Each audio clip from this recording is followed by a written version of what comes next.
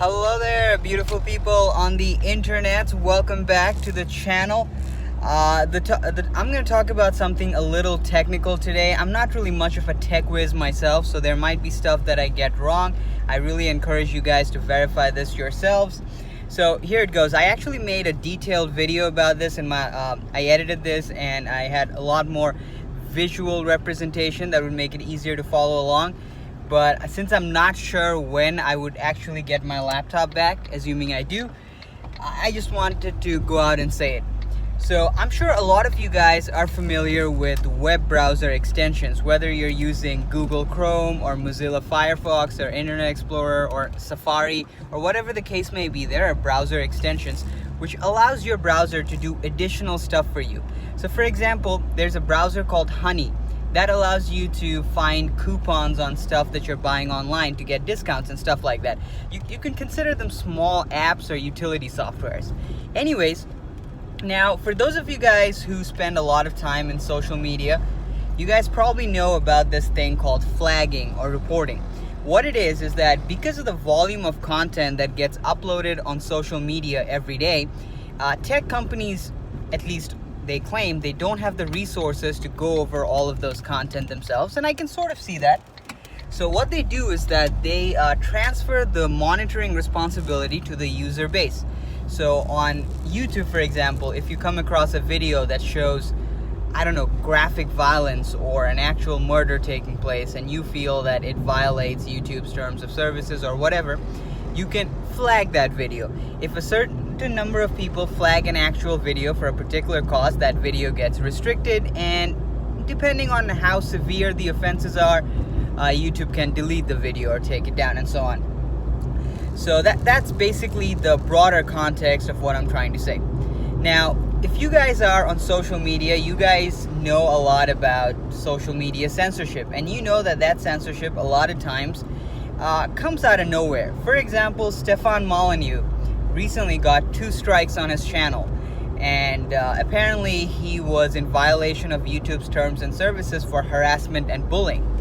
And the videos that got flagged were him talking about the declining life expectancy and the increasing mortality of white Americans. I don't know how that's bullying and harassment, but that's just how it is. So here's what I found online that I found really disturbing. In Google right now, if you guys are watching this, I'm going to try and include as much detail as I can in the description. But if you guys are watching this, go to Google right now and type in "no platform for fascism toolkit." If you are doing this on Google, you would be able to see a browser extension on Google. The browser extension essentially is an Antifa browser extension. Now, I've downloaded it in my laptop and I've looked at it. That's how I made the video. If you install that extension on your computer on Google's browser, which is Google Chrome, allows that extension. When I tried this out, Mozilla Firefox, another popular browser, did not allow for that extension. So thank you, Mozilla, for not supporting Antifa, but well, Google's gonna do what Google's gonna do. Anyways, so if you type in Google's browser, you'll be able to add that extension onto Chrome, which is what I did. Once you add that extension, the extension once again is called "No Platform for Fascism Toolkit." Once you install that extension on your computer, you become one of Antifa's online activists, I guess. That extension sends you a list of video content. Not necessarily all of them are on YouTube, but it sends you a list of video content for you to go and flag. So basically they have outlined, when I did this, I think this was about a week ago, I got a list of about 25 to 26 videos that it was my job to go and flag because the extension treated me as an Antifa member. And those videos, I went through them. I didn't flag them, of course, but I saw some of them, and some of them were like, okay, so someone makes a joke about someone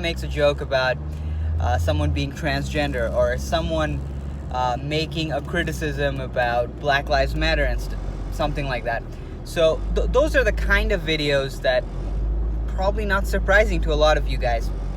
So the point that I'm trying to make is that Antifa has this web browser extension that allows them and anyone online sympathetic to them to go online and shut down channels or media content that they don't agree with. Now, you don't have to be a member of Antifa to do this, by the way. As you can see, I'm not a member of Antifa, and I installed it in my Chrome browser. It took like a minute or so. So anyone who's sympathetic or anyone who harbors that kind of ideology, that anyone who doesn't believe in free speech, can go about doing this. And what I found particularly disturbing is that Google owns YouTube. So they are fully aware of the possible loopholes in their terms of service policies. They're fully aware that if a certain number of people go on and flag a particular video, especially if they flag it citing bullying and harassment, YouTube and Facebook, that's a red hot issue for them. That content will come down very soon. So Google, knowing their own policies, knowing the loopholes of their own policies, is encouraging an extension on their browser which allows people to abuse their policies. Now, what also bothers me is that Antifa, based on what I know, is a domestic terrorist organization. And it's a little weird for me that a company like Google would allow a domestic terrorist organization to have an extension on their browsers. But hey, I mean, Google's their own company. They do what they do, right? All we can do is share the information, and maybe more people get aware of it. So basically, that's the whole video. That's the technical thing. Check the video description. If I can add some links from my phone, I will. But if I can't, go to Google and verify this yourself. The extension is called No Platform for Fascism Toolkit. If you type it on Google, you'd automatically be able to see the extension and the download instructions. Well, you guys, that's it for this particular video. Just some more scary censorship news, I guess. I'll talk to you guys soon. Take care.